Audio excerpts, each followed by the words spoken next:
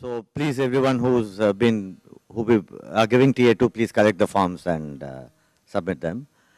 And also, yesterday, if people had to pay for their meals at Ginger, let me apologize first for this. There was some lack of communication. But please submit those bills also along with the TA forms, and we'll reimburse you for them. Second of this morning, so it's a pleasure to welcome Ashutosh Singh from Macquarie University. So Sikun was also very kind to accept our invitation in short notice. And he's here, he flew all the way from Australia. And I hear that he's not going home to Punjab, he's flying back to Australia. So that's really something. So Sikun is going to tell us in 2 lectures about tensor network. 1 hour and 15 minutes. So 10 minutes for discussion. Yeah, should be enough. Should be enough. So the audio is clear? Audio is clear? Yeah. Okay.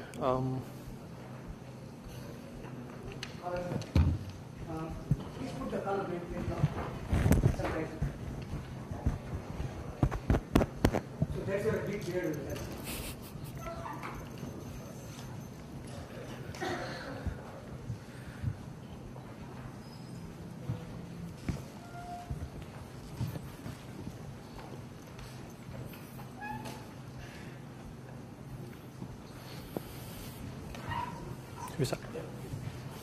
So, hi everyone. Thanks for coming. And before I start, I just want to thank Professor Bhaskaran for the invitation and other organizers who've helped organize this meeting. And hopefully we'll have some nice discussions during this time. And I also want to thank Miles for shortening my talk, because he spoke a lot about what I have to say today. And so you can just think of this talk as me physically representing him here and saying it in the Indian accent. Right. So for people who don't know much about tensor network states, let me just give a very brief motivation for this. So the main context in which tensor network algorithms appear is simulating a quantum many-body system on a classical computer. Now, this is both a hard and important problem. Why it's hard, I'll have something to say about that in a couple of slides. But it's important because all properties of matter can be understood as emerging from the collective behavior of an underlying quantum many-body system. So be it magnetism or optical or electrical properties. So we are definitely interested in studying a quantum many-body system, but owing to their complexity, the number of analytics solutions available are limited, so it's natural to resort to numerical methods, and tensor network algorithms is one such numerical approach to studying quantum many-body systems. And as a numerical approach, they've been around for over a decade now, and in fact they can be regarded as a generalization of DMRG, which has been around for 20 years now, and has in fact become the dominant method for simulating 1D quantum many-body systems. So as a numerical method, there is ample numerical evidence that they work, that these methods work, and they're useful, and they warrant further study. So I just want to pinpoint a few key advantages of these methods over other competing methods. So they are a generalization of DMRG, but unlike DMRG, they can be applied to 2 dimensions as well. And then the second advantage is that they can be applied to a large system size. In fact, if you have translational symmetry in your system, you could even go to infinite size. And the third advantage is that they can be applied to fermionic systems. So we know that the quantum Monte Carlo method suffers from the infamous sign problem, so we don't have any of that issue here. So having said all this, I want to emphasize that our concern here is not about writing simulation code and getting some numbers out of a computer. In fact, the questions that we are going to be mostly concerned with are quite basic questions. What we really want to understand is, why is it hard to simulate a quantum many-body system in the first place? Are all quantum many-body systems hard to simulate? And if no, can we identify the ones which are hard to simulate? And it turns out that in trying to answer some of these questions, people realize that the key property you have to look at is the entanglement in the many-body wave function. And this, in fact, is one of the key powers or advantages of this approach, that in some sense we're concerned only with the amount of entanglement in the wave function. And we don't really care about the specific details of the system we're trying to simulate or the underlying degrees of freedom in some sense. So that was my little motivation for the talk. In this talk now I'm going to strictly focus on introducing the basic formalism of tensor networks. And in particular, I will not be touching upon any specific models or specific applications or any recent developments. So here are the contents of the talk. First, I'll tell you what is the problem that we're trying to address with these methods. And then the rest of the talk is devoted to explaining how tensor networks are used to address this problem. So just like Miles, I'm going to make use of these specific kinds of diagrams in my talk, and this is quite common so these diagrams keep appearing in papers on tensor networks, so it's a common way of thinking about these methods. So I'll first introduce this diagrammatic notation, and then I'll tell you what a tensor network is. But at this stage I'll be very broad and generic. So tensor networks really refer to a large class of quantum many-body wave functions. So at this stage I'll be just talking about the common properties these classes have. And then in the second half of the talk, I will give you two specific examples of a tensor network, the MPS, matrix product states, and the mirror. And I'll say something about how useful, or how they can be useful. So my plan is to go to the MPS today. And then day after tomorrow, in my next talk, I will have something more to say about the mirror. And just for fun, my diagrammatic notation is going to be different from Miles. So hopefully that won't confuse too many people. So what is the problem that we're trying to address here? What is the basic setting? So in my talks, I'm going to focus on one-dimensional systems. What we have is a 1D lattice made up of n sites, and each site contains a d-level quantum system. So this could be a spin or an atom or a harmonic oscillator, any quantum system which is described by a d-dimensional vector space V. Then the total Hilbert space of the lattice is simply V tensored n times. And this is how this Hilbert space may look like. Basically featureless, and every part of this Hilbert space is as dull and boring as every other part. So that's our setting, and what we're trying to do is efficiently describe states within this Hilbert space on a classical computer. By this I would mean two things. One, we want to efficiently store a state within this Hilbert space on a classical computer, and second, having done that, we want to extract information from the state efficiently, that is such as expectation values and correlation functions and so on. And by efficient, I would mean that the costs for doing these things should grow at most polynomially in n. That's the computational definition of efficiency. That means I can scale my problem nicely with n. But of course, the main problem to doing that is going to be the fact that the dimension of this many-body Hilbert space grows exponentially with n. So if I pick any state psi from this Hilbert space, I can expand that in a tensor product basis. So here I1, I2, In, they label a basis on sites 1, 2, and n. And in order to specify such a state, I need to specify exponentially many complex numbers. So these are the ones denoted here: psi sub I1, I2, In. So this is going to be the crux of all our problems. There's exponentially many complex numbers here. So in order to give you a simple example of how bad the situation is, consider the following example. So consider a lattice of qubits. So each site contains a 2-level quantum system. And let's ask the question, how many qubits can we represent with 1 gigabyte of memory? And a simple calculation shows around 27. And in fact, I've been very generous here in assuming that only 8 bytes are needed for storing one complex number, when in fact you need more. But the real problem, of course, is that to add one more qubit now, I need to double the memory. So my first gigabyte was devoted to representing 27 qubits, but the next gigabyte is required just to represent an additional qubit. And this situation gets rapidly worse as n grows. So the thing to realize is that we are usually not interested in an arbitrary state of the Hilbert space. What we are typically interested in are the low energy states of a local Hamiltonian defined on our lattice.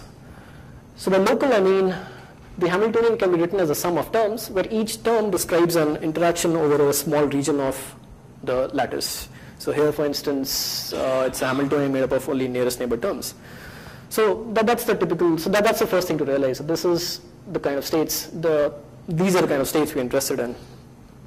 And once we realize that, the next thing to note is that ground states of local Hamiltonians are special, in the sense that the amount of correlations and entanglement they carry are limited.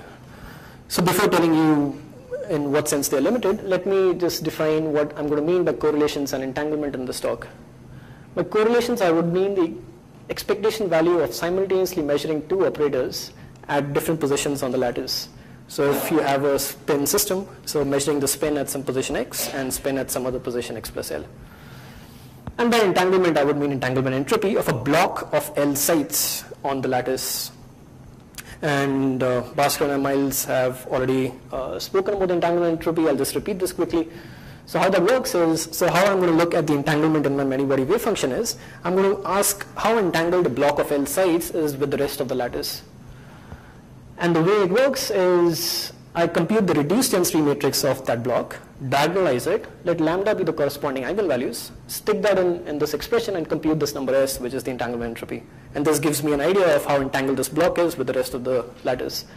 So in particular, if this is 0, then there's no entanglement, and it grows with entanglement, and it reaches a maximum when the block is in a maximally mixed state, which is described by a reduced density matrix proportional to the identity.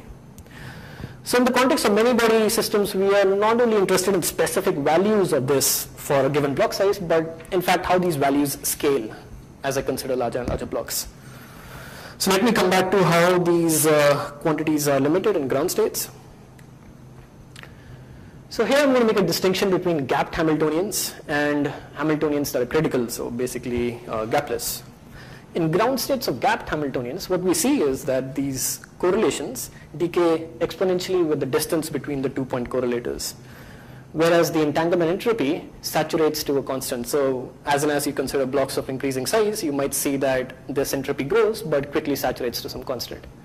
On the other hand, in critical Hamiltonians, the ground states of critical Hamiltonians, the correlations decay polynomially with L, and the entanglement entropy grows as log L. To tell you that this indeed is limited scaling behavior, let me just mention that if I was to pick an arbitrary state from my many-body Hilbert space and look at how the entanglement entropy grows, it will typically grow linearly with the size of the block in 1 dimension. And if I go to 2 dimensions, it would grow proportional to the area, and then in 3 dimensions as proportional to the volume of the block on the lattice. So indeed, these scaling behaviors, they are special in some sense. So our key claim in this talk is then going to be that we can exploit these special properties to at least describe ground states in our many-body Hilbert space efficiently, and we're going to do this using tensor networks. So the game we are playing is that it's true that if I pick a state arbitrarily from this many-body Hilbert space, I cannot say anything about it, I cannot describe it efficiently. But nonetheless, there is a subspace of interesting states, and in fact, it turns out that this is a subspace we are actually interested in.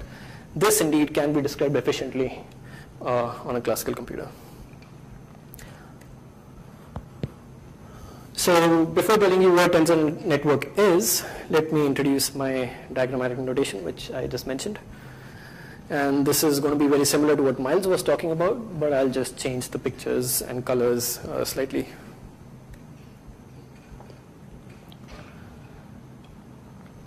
So a basic building block is going to be a tensor. And for the purpose of this talk, a tensor is just going to be a multi-dimensional array of complex numbers, basically an object with some number of indices. Each of these indices can take some number of values, which I'm going to call the size of the index or the dimension of the index. And I'm going to graphically represent an object like this, a tensor, by means of a shape. Now it could be a circle, a square, or some irregular blob, and some lines coming out of it. And each one of these lines is going to correspond to an index of the tensor. So let me give you some examples. So a tensor with one index is just a vector. So a ket, which is simply a column vector of complex numbers, I'm going to draw that as a circle and a line coming underneath it, emerging from underneath it. And here A basically corresponds to the number of complex numbers in this vector. The corresponding bra, which is a row vector made of the complex conjugated values, I'm going to draw that as a circle and a line emerging from above it. So a matrix is just a tensor with two indices. So here A and B, the sizes of A and B simply correspond to the number of rows, and the third index counts the number of matrices within the stack. And once again, if I fix a particular value of C, let's say C is equal to 2, I'm left, that corresponds to selecting a matrix from within the stack. So notice that in the graphical representation, whenever I fix an index, it corresponds to effectively erasing that index from the picture. So when I fix C is equal to 2, I basically erase this line, and I'm left with a tensor with 2 legs, that's a matrix, and that's basically this matrix here. So next, let me tell you some basic operations that we can do with tensors. The first one is contraction. This is by far the most common one I'm going to use in this talk. So by contracting two tensors, I mean multiplying their components by summing over one or more indices. And this is graphically represented by connecting the two tensors by one or more lines, and each one of these connecting lines or shared lines corresponds to an index being summed over. So this is best understood with some examples. Here's a simple example where I'm multiplying a tensor with 2 legs with a tensor with 1 leg to obtain a tensor with 1 leg. This diagram simply corresponds to the summation over here, and it's nothing other than multiplying a matrix with a vector to obtain another vector. And this is going to be a feature of all such contraction diagrams is going to be that the number of open legs on both sides are going to match, while the shared indices are going to disappear. They're going to be summed over. Another example of contraction is matrix multiplication, and once again this diagram corresponds to the summation over here. And let me also just add that the cost of doing this contraction is simply proportional to this product of the sizes of the 3 indices A, B, C. And in fact, this is going to be true for contracting any two tensors with as many legs they can have, and they can be connected in some crazy ways. So a simple rule for estimating the cost of the contraction would be identify the sizes of all the indices that appear in the diagram and multiply these sizes, and the cost will be proportional to that. So same convention, not means The size. Sorry. Yes, Thanks. it should be direct Sorry? It has to be arrows because you X in class. Right. Strictly speaking, yes. It should be arrows on this diagram. Yeah, strictly speaking, yes. But for this talk, I don't really need to make that distinction very strongly. Also, when you write tensor products, these are not symmetry states. They're just B cross W cross. So there should be a rule for ordering tensor product. Because B cross W is not W cross B. Right, but I haven't spoken about tensor product yet. When you have two of them going in and one coming out. Oh, yes, but then that takes, so yeah, so it is true that, right. Yes, no, it is true that there is in fact a convention for labeling these indices. For example, here, So this, AC, what is it? BA cross BC or is it BC cross BA? right, this is, right. So this is going to correspond to a tensor in which the indices are organized as A, B, and C. And basically, a convenient way of thinking about tensors, which does not have the problem that you're indicating, is to think of all tensors as a map from a product of vector spaces into complex numbers. Yeah, but ordering of the vector spaces matrix. Yeah, so and I'm imposing an order in the clockwise direction. So A, B, and C. Can I actually make this remark? There are something called Cooper-Ware diagrams, which has happened. Cooper is a mathematician discussing how calculus, and there you can make many complicated things like this. And he has a certain conviction on putting arrows and reading the text, which incorporates all these things that you're talking about. Right, I see. Right. Second question is, what happens if the states are symmetric or antisymmetric? There are more additional relations. Where are they? Right. So, and this is just the graphical representation of the tensor, and not of any constraints fulfilled by the tensor. And depending on the constraints, some constraints you might be able to graphically represent them, but some you would not be able to. So right now I'm just drawing pictures for objects that appear like this. I'm just drawing pictures for them. And But when you truncate from a single space to a lower single space with symmetry or antisymmetry properties, that will bring the dramatic change. no, sure. But that would be some constraints fulfilled by the tensor, which I'm not capturing with these diagrams. So for I think introduce is doing this. So please go ahead, we will come back. Okay. So I'm just drawing pictures for things that I would actually write like this, and there are obviously questions on how I'm going to interpret this object as, well, what kind of a linear map it is, from what vector space to what, and all that is not necessarily captured by the pictures. But we won't need to make all these distinctions. They're important, and in practice, these are made more precise in papers and so on. But for this talk, I'm just going to be a bit loose with all these issues. So I told you a simple rule of computing of estimating the computational cost of a diagram. You just simply multiply the sizes of all the indices that appear in the contraction. So you can of course contract tensors more than 2 tensors. Here's an example where you have to contract 3 tensors. And once again, after making this contraction, you're left with an object with only 3 indices. So the open indices match on both sides, and all the internal indices are summed over. And this is the corresponding summation, and perhaps you would begin to see that it's slightly more convenient to draw these contractions than writing them out. So that was contracting 2 tensors. The next operation I want to talk about is taking the trace of a matrix, which is the sum of its diagonal elements. So I'm going to graphically represent that by connecting the 2 indices of the matrix together. So notice after I do that, I'm left with an object with no legs, and this is just a complex number, in this case the trace. And then I can also talk about partial trace, where I'm tracing out a subset of the indices of a tensor. So here, for instance, R could be the density matrix of 2 sites, and by tracing out one of the sites, I obtain the density matrix of the remaining site. So next operation is tensor product of vectors, or tensors in general. So here's an example, and this is graphically represented by simply placing the tensors next to one another without connecting them by a line.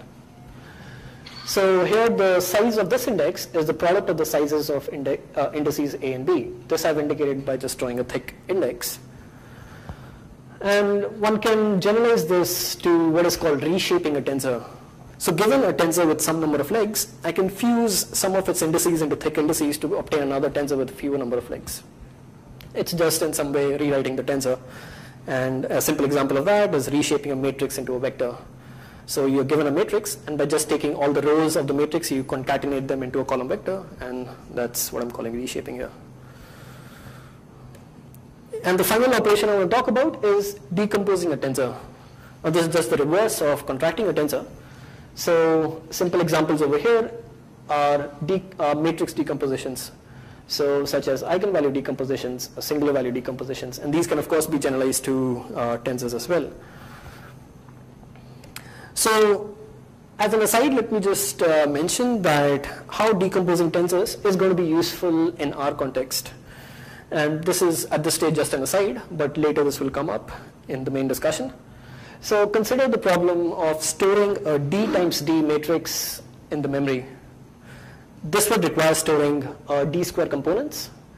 But let's say our matrix can be decomposed into 2 separate matrices, P and Q, like this, such that the size of this intermediate index you obtain after decomposition is some chi, which happens to be less than D. Now, not all matrices can be decomposed like this, sure, but let's say our matrix does.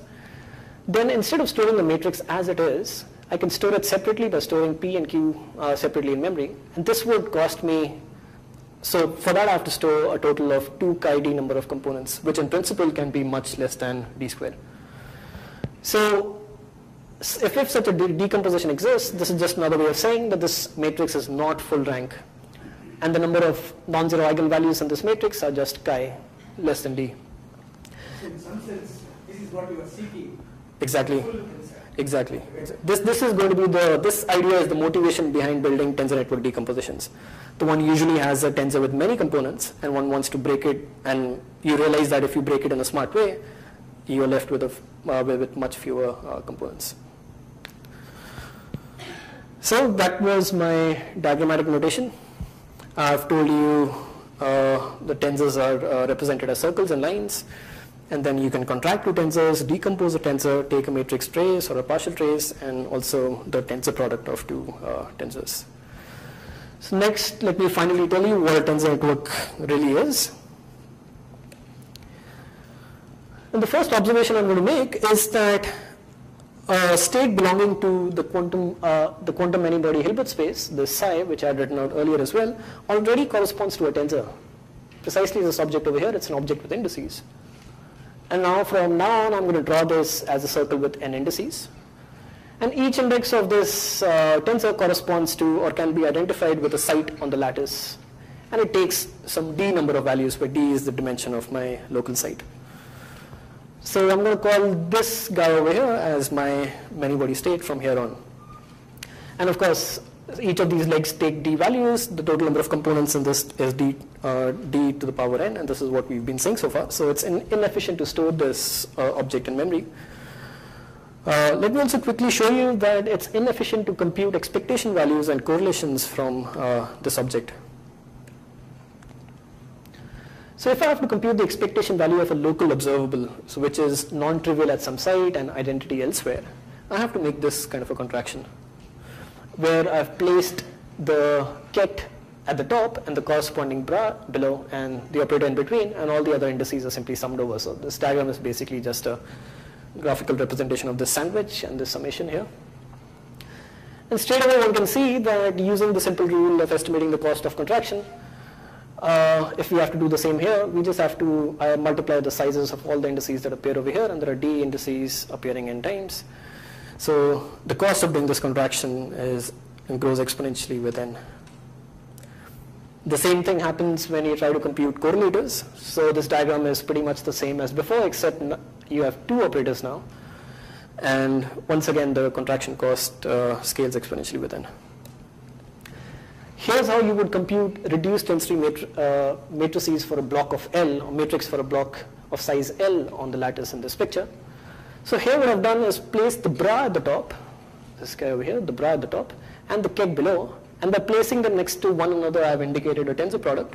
So at this stage, if I just look at this portion of the diagram, I just have the density matrix of my pure state psi.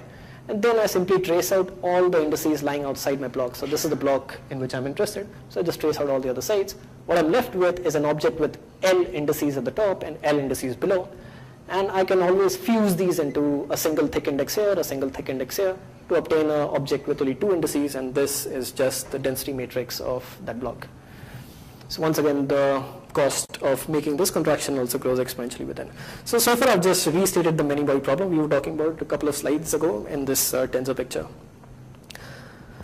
Now what I'm going to do is I'm going to take this many-body state of mine, this tensor, and I'm going to decompose it into a number of tensors that are interconnected to one another according to some network pattern of my choice.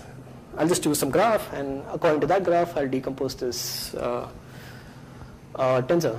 And since the number of open indices have to be the same on both sides, each open index of this tensor network is identified with a site on the lattice. Now, one can always do this. So given a tensor, I can always decompose it in any way I like, into any number of tensors I like, and connect it in any way I wish. So that can always be done. But what we're going to do here is take a bit more pragmatic stand and say that I'm going to restrict my attention to tensor network decompositions that are going to be useful to me.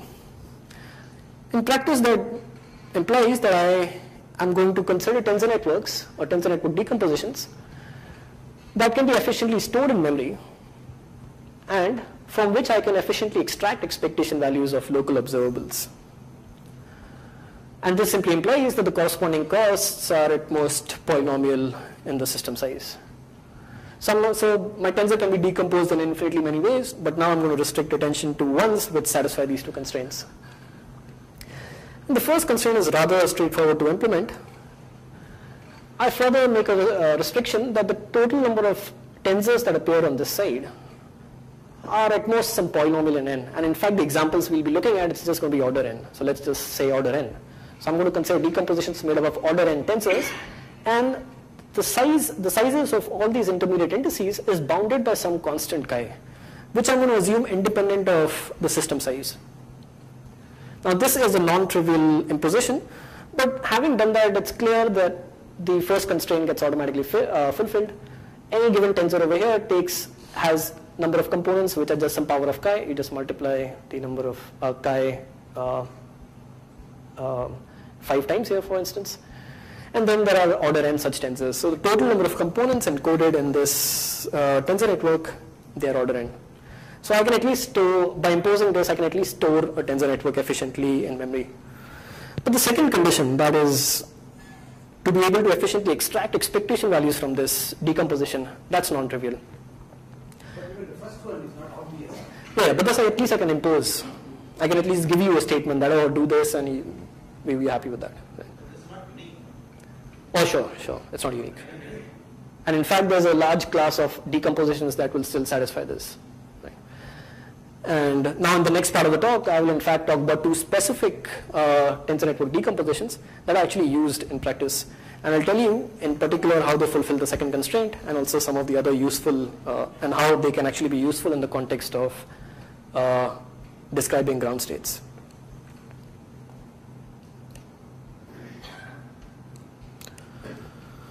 So the first example is matrix product states, and Miles has already spoken on this, and then so this is, some of this stuff is going to be a review again, but I'll have something additional to say as well. So the matrix product states form a subspace in the many-body Hilbert space within which the wave function decomposes like this. So remember, this is my quantum many-body wave function. Now within that subspace, it's some subspace in my Hilbert space in which this tensor actually can be decomposed like this and decompose into basically n tensors, so there's one for each site on the lattice. And once again, the size of this index, intermediate index, takes some chi values which is independent of n. And let's quickly check that the total number of components is linear. I mean, so any tensor over here has chi squared d components, and there are n such tensors, so that's the total number of components. So it's efficient to store the MPS in memory as claimed. Let me also quickly show you that it's efficient to extract expectation values from this structure now. So recall that extracting expectation values corresponds to making this contraction when you look at the many-body state as a single tensor. All we've done now is decomposed this guy into pieces. So now the contraction I have to make looks like this. But what we have gained by doing this decomposition is, by decomposing my large tensor into pieces, now I can do this contraction itself piecewise, which I could not do in the previous diagram. So for instance, let me start at one end of this diagram and contract these 2 tensors together into a single tensor. And then let me contract these 3 tensors, which form a sort of a triangle here, into a single tensor. And then so on. Notice that the cost of doing any one of these small contractions is just some power of chi. So I mean, if I have to contract these 3 tensors together, I just look at the indices that are involved in this contraction and multiply the sizes, and they're just chi, and d. So it's chi to the 4 times d. So I repeat this contraction all the way till I get to my operator, and then I do the same thing from the other side. And in the end, I'm left with this small diagram to contract. And once again, so this can be contracted at once. And once again, the cost of doing this is some power of chi. So I have effectively broken up my large contraction into smaller ones. Each one of them costed me some cost, which was some power of chi. And there are order n such contractions. So the total cost of making that large contraction is indeed grows linearly with n. So it's efficient to extract expectation values from this structure as well. So I've told you that the MPS is a computationally efficient structure. You can store it efficiently, you can extract information from it efficiently. But the real question still is the MPS any good? I mean, that subspace I showed you in the many-body Hilbert space, that could be a subspace of all the useless states.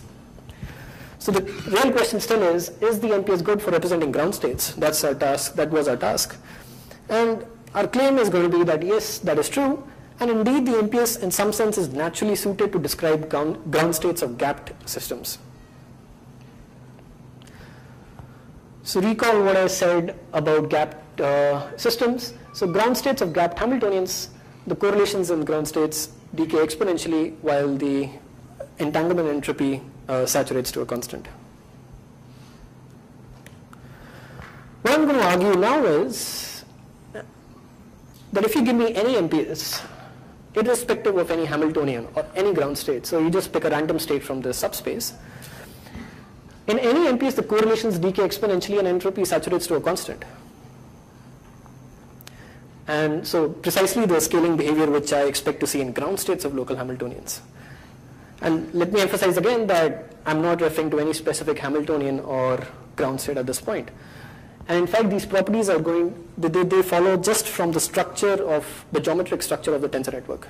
Just from the way these tensors are connected to one another, one can show that these properties are displayed. So let me quickly show you how that works, and the arguments are quite straightforward. So let's look at correlations first. So once again, recall that that's the kind of contraction I have to make, and now I've simply decomposed this tensor into pieces. So that's the contraction we have to make. What I'm interested now is to show that the value of this diagram, so we were not concerned with the contraction cost anymore. The value of this diagram scales like some constant to power L, where L is the distance between these two operators, and where this constant is between 0 and 1, so exponential decay. So I want to show, I want to show that the value scales this way with L. So like before, let me just contract all the tensors lying to the left and all the tensors lying to the right of the two operators into single tensors to get something like this. Now I'm going to group the remaining tensors this way and then contract tensors within their respective groups to get something like this. And now for simplicity, I'm going to assume that my MPS is translationally invariant. What this means is that all the tensors in my MPS are the same, and in particular this tensor over here, which was basically obtained by contracting a tensor of the MPS with its adjoint, that's going to be the same. So all these tensors are going to be some copies of the same matrix. So what we have here then is simply a product of a vector, nth power of a matrix, and another vector, this guy over here. Now let me just eigenvalue decompose M into Q, nth power of a diagonal matrix, and Q inverse. Then I'm going to multiply Q with L and Q inverse with R to get this guy here. So here I'm just left with the nth power of the diagonal matrix, and this quantity is simply lambda to the L, where lambda is the largest eigenvalue of this matrix M. And we can show that this eigenvalue lies between 0 and 1 if the wave function is normalized. So that's what we set out to show. So given any MPS, the correlations decay exponentially. Let me now argue for the entanglement entropy. So what we're interested in is looking at the entanglement entropy of a block of L sites on the lattice and show that the entropy of this saturates to some constant. Now this statement is equivalent to making another statement, which is that the rank of this reduced density matrix saturates to a constant. It's quite straightforward to see that one implies the other. So what I'm going to do is argue that this is indeed true for this block here. So if I have to say something about the rank of the reduced density matrix, I have to first compute it. So let me do that. So this is just like before. I've placed the bra MPS at the top, the ket MPS below, and then I've traced out all the sites lying outside my block. So this is the contraction, and I'm left with the density, the reduced density matrix of my block. So once again, let me contract all the tensors lying to the left and all the tensors lying to the right into single tensors. And then I'm going to contract all these tensors which are lying within the block to get something like this. And then I'm going to absorb these left and right tensors into the remaining two tensors. So each of these bend indices here, they take chi number of values. They're just the internal indices of the MPS. And now what I'm going to do is I'm going to straighten them out and join them into a single index, which will take chi-square values now. So what I have in the end then is a decomposition of my reduced density matrix into two pieces, where the intermediate index takes chi-square values and the external index takes d to the L values.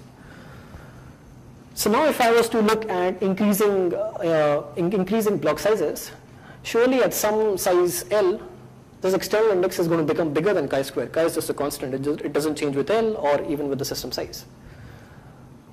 So then remember what I told you, what this decomposition tells us about the corresponding matrix. So once this dl offshoots chi-square, then the rank of the matrix is going to be chi-square after that, no matter how much you increase L by. So I've shown that, and then before that, the rank is going to be d to the L, and this is going to grow exponentially with L, and then saturate to chi square. So that's what we wanted to show, that the rank of my block, the reduced density matrix of the block, is bounded by some constant. And then it's straightforward to show that this is an upper bound on the block entropy as well.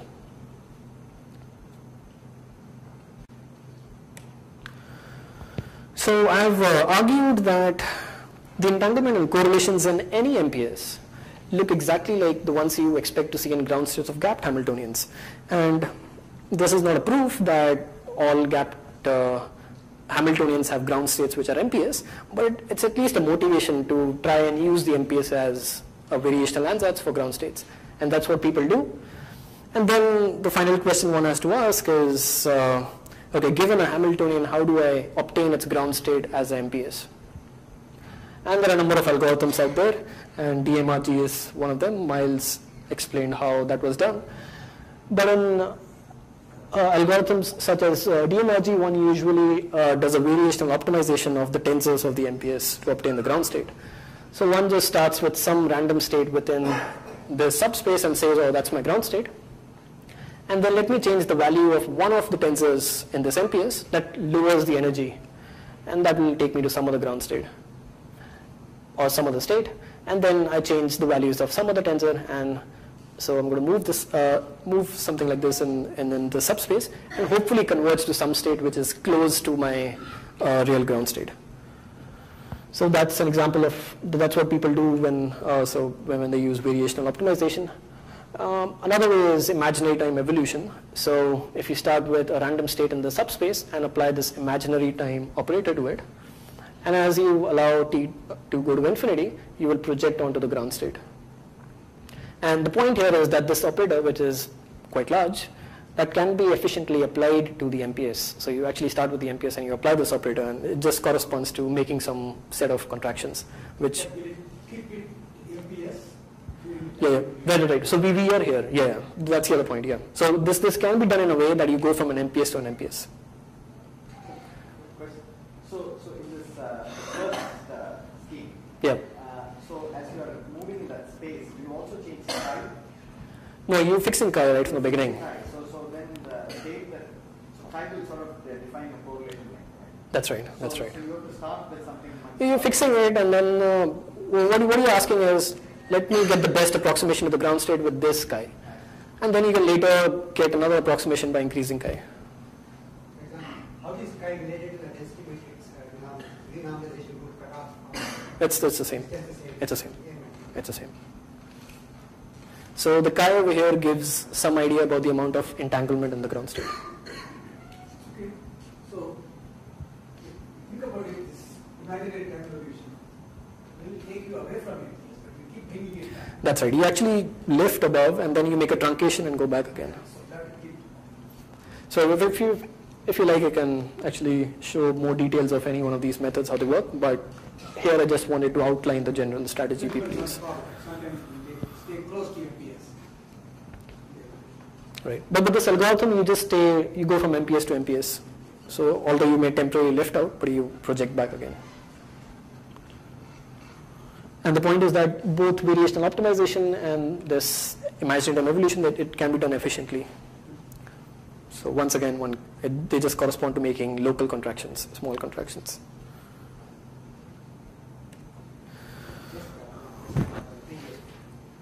Supposing my Hamiltonian has some symmetry, and I wanted to find the gap between the lowest state in one symmetry and the lowest state in another symmetry, because that defines an optical gap, for example, small mass.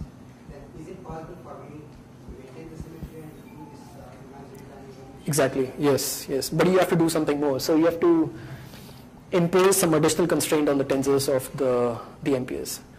But you can do that such that this algorithm exactly preserves the symmetry. And then you can ask questions like, oh, give me the ground state in the singlet sector or the triplet sector. So for this time evolution, I want to discretize time. That's right. I'm going to, yeah. So In which case you will have a droplet That's right. that brings it back into the lowest energy state because it mixes the symmetries. that's right. So if not explicitly preserved, that would happen. But there's a way of explicitly preserving the symmetry, even though you might be making a truncation. There is a way to do that.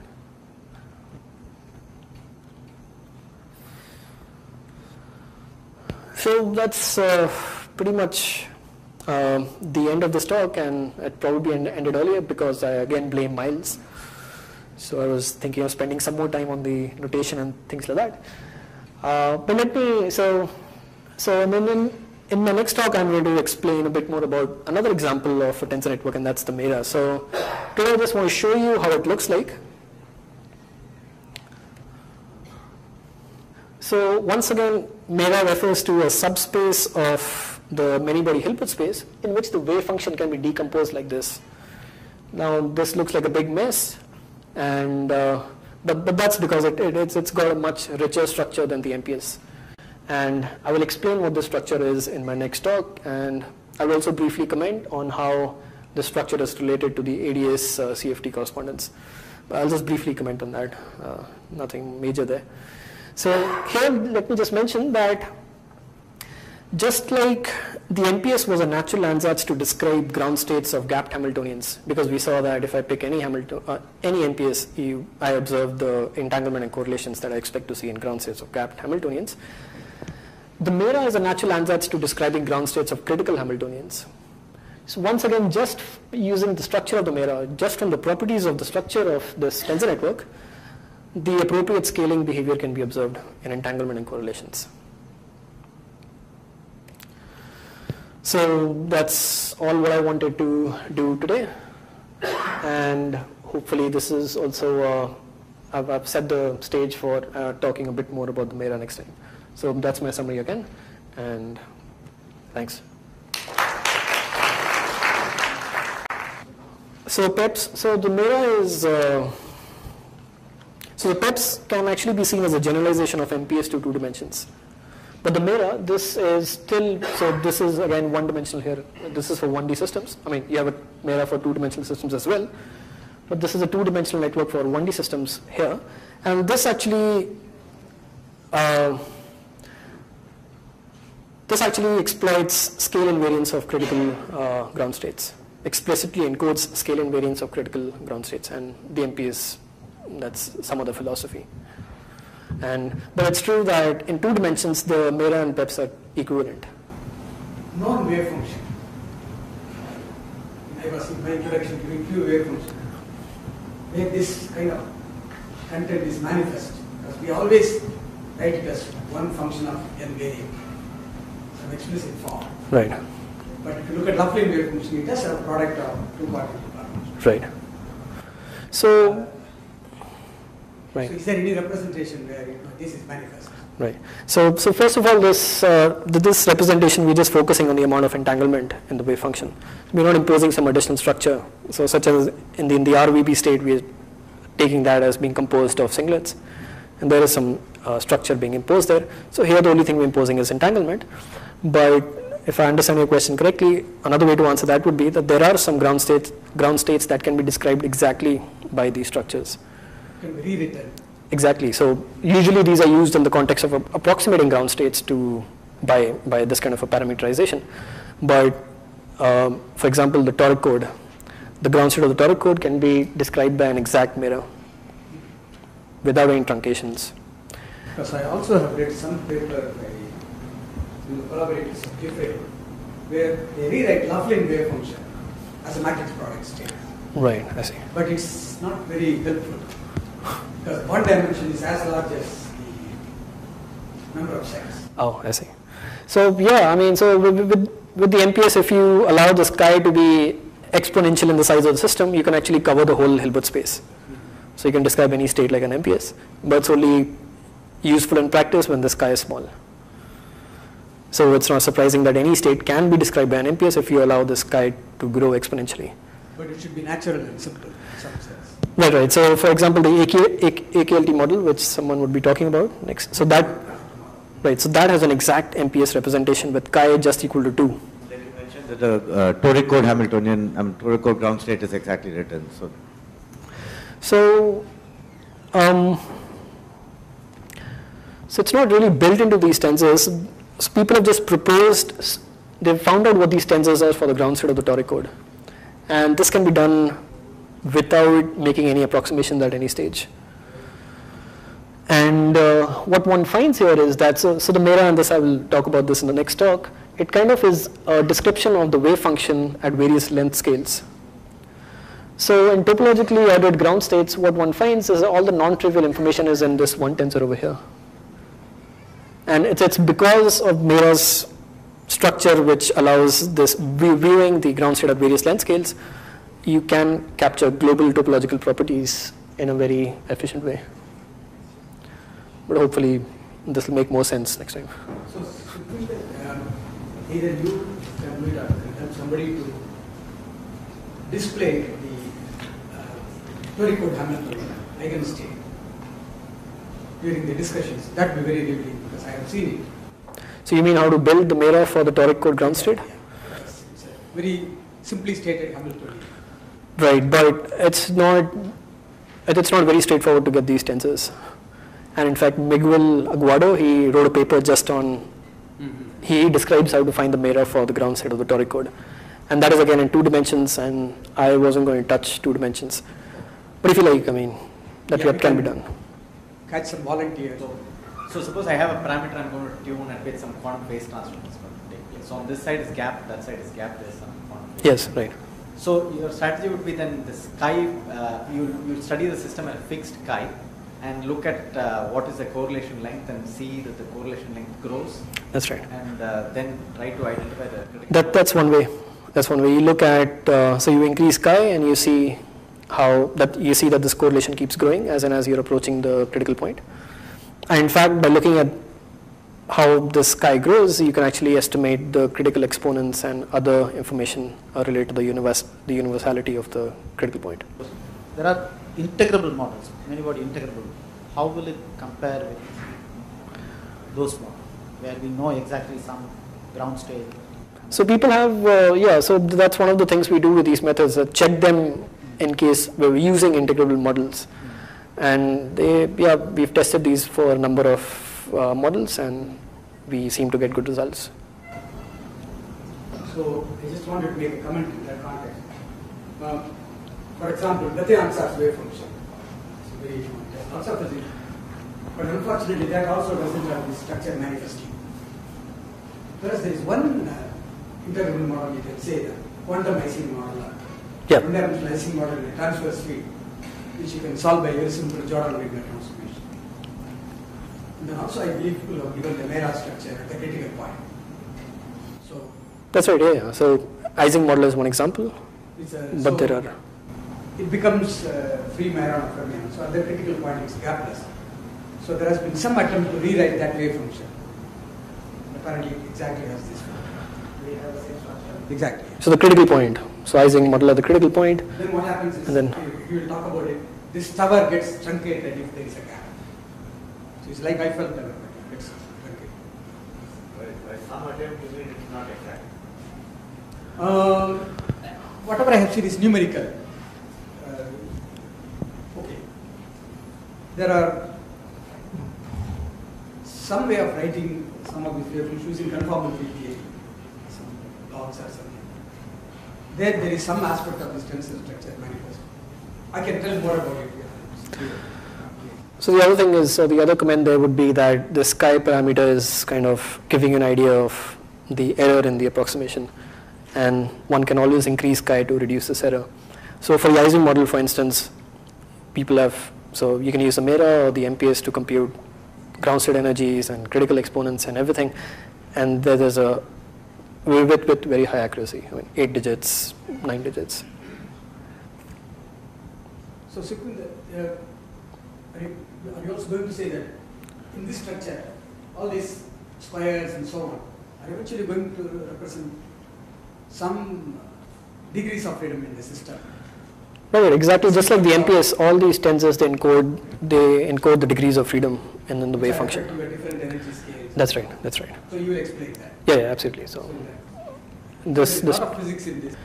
So this Mera is actually a specific realization of real space RG. So if I make a comment in the conventional RG, you start with the partition function and then you want to keep some expectation values the same and change the operator and change the energy, change the Hamiltonian. Here, as pointed out by Jeffrey Vida, what you renormalize is entanglement fluctuation. That's why they call it as entanglement renormalization. Apparently, all these things does it, I'm sure we will explain that. Right. So there is a notion of renormalization of entanglement in the problem. So this is also something that I exactly. So it's called entanglement renormalization, as opposed to. I thought we are studying the entanglement of the ground state. Yeah. So in fact, Yupinder will explain that the squares will be called disentanglers. Right, right. Triangles will be called. So it is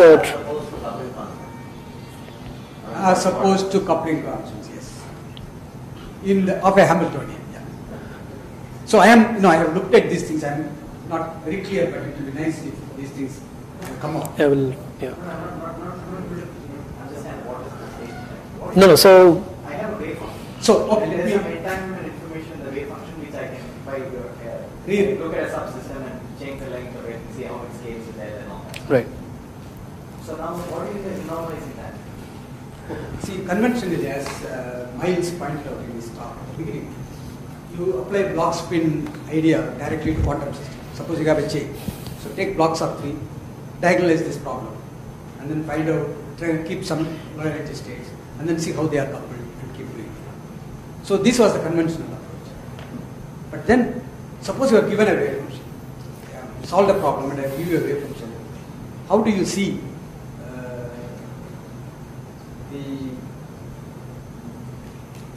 how fluctuations, entanglement fluctuations, in various things are contained in this particular wave function? So what I can do is I can start with the wave function and start playing with. Previously, I played with Boltzmann factor.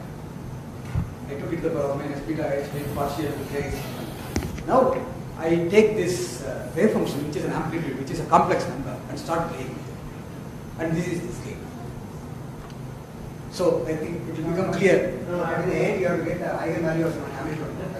I will be satisfied if I understand what is going on. So in the end, you calculate things like topological entropy, not necessarily energies, and quantum dimensions, and some eigen. I have state the question that I have very sharply. So I have Euclidean wave function. Yeah. I have a formula from which I can calculate its entanglement entropy in the sense that I take Exactly. a system of size L and then trace out the other things and then see how that thing changes. So I'm not satisfied. Now, what do you mean by fluctuation of this object? What exactly do you mean by So your probability distribution in a wave function actually tells you the nature of fluctuations in the n-particle system. probability distribution of what? Well, suppose I give you an n-spin wave function. Okay. This is some number, a complex number for every configuration. So this is like a complex probability amplitude. So normally with classical probability amplitude, we look at variables and various configurations. Now with complex probability amplitude, you have something more, namely quantum entanglement. So to me, as an outsider, this is a new twist to probability theory. No, what do you mean by fluctuation of Where do you get the variance from? Okay, I'll answer this tomorrow. I'm not prepared. All right. A ball.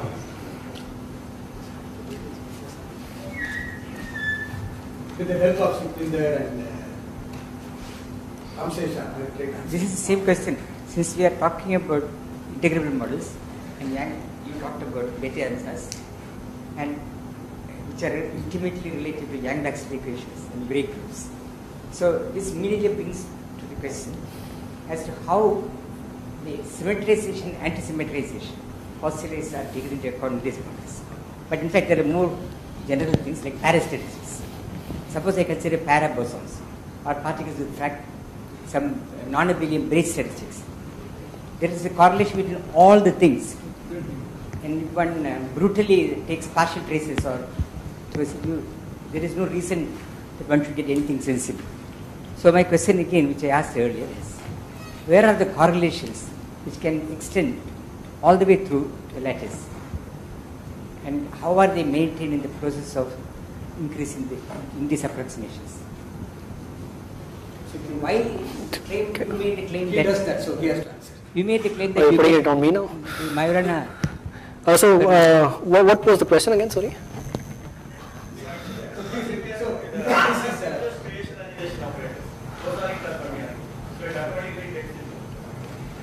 So let me tell the history of this. See, there was a talk by Dr. Balachandran last week where he pointed out that if you take fermionic system, for example, in coordinate representation, there is a confusion about entanglement because we have in mind non-identical particles and then we symmetrize and anti-symmetrize.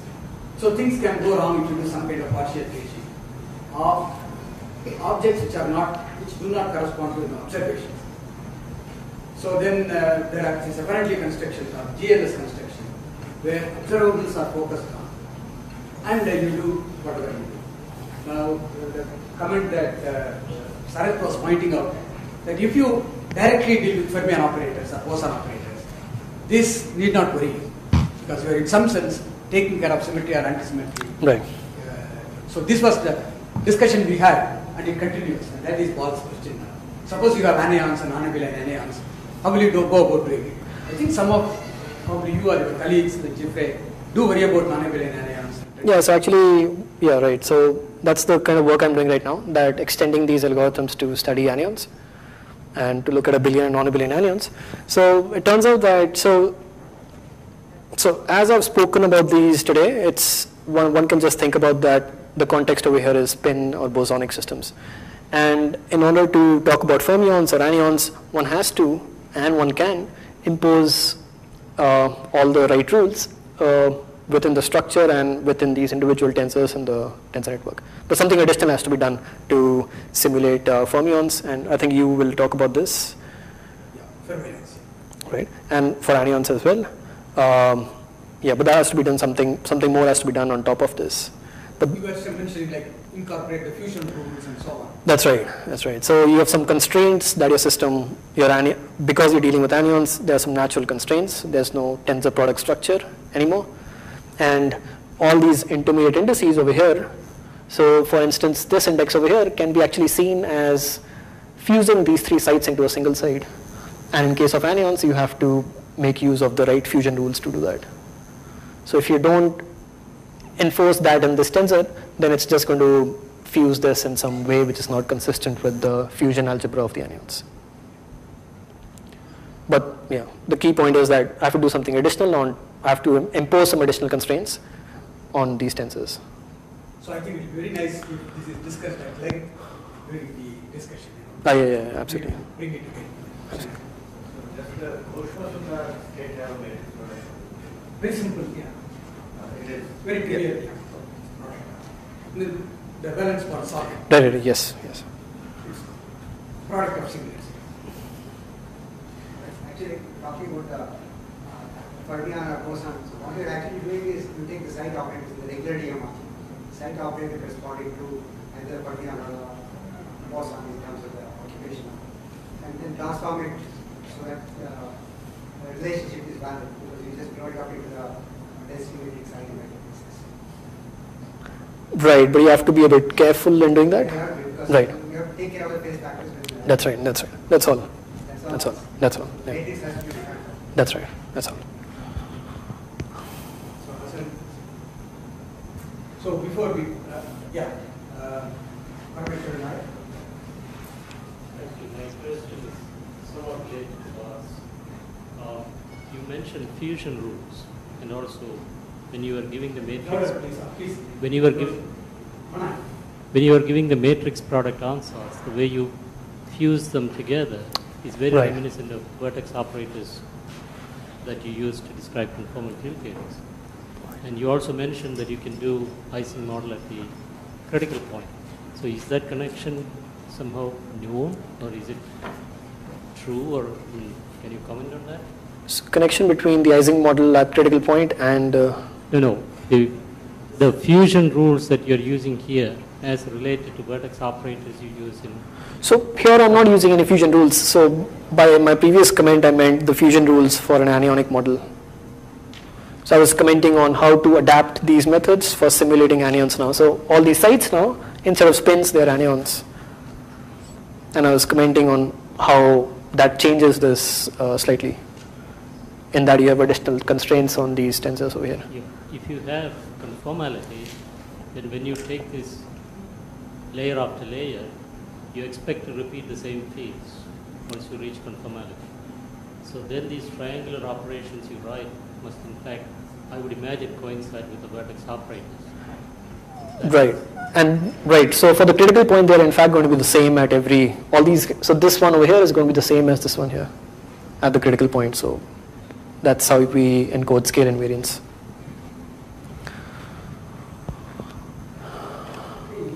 Before we close the session, just want to inform you that at 2 we have the next talk by Ramsesha on time-dependent DMRE. So after that we will have tea, and then at least I have noted down several of the questions that has come. Mentally I will sit down and write down, and then we will sit together and then raise all those questions and then discuss at length in the same place. And also I was thinking that some of you may have some better insights into some of these things from your own field. So if you can gather people of with whom you can talk, if you form into groups and then after dinner sit for 4 hours and come up with some results tomorrow, we will appreciate that because it's a discussion meeting and workshop. So yes. I'm just wondering whether the speakers they can also put out some simple exercises or homework. Something that Yeah, maybe Bhaskaran can do that. Okay, so what we will do is, I think after Ramsesha's talk, we will request the speakers to prepare some. So I should just in fact, one of the things I was thinking was, thanks for reminding. Mahesh was telling about this Tensor website where he says you can implement something. So I would like some student volunteer to solve a problem tonight and show it tomorrow in 20 minutes. How it works. I can't volunteer to do that because. So thank you very much. So we'll go for lunch. This is across the road. Please be careful while crossing the road. There are silent motorcycles which go with speed of light.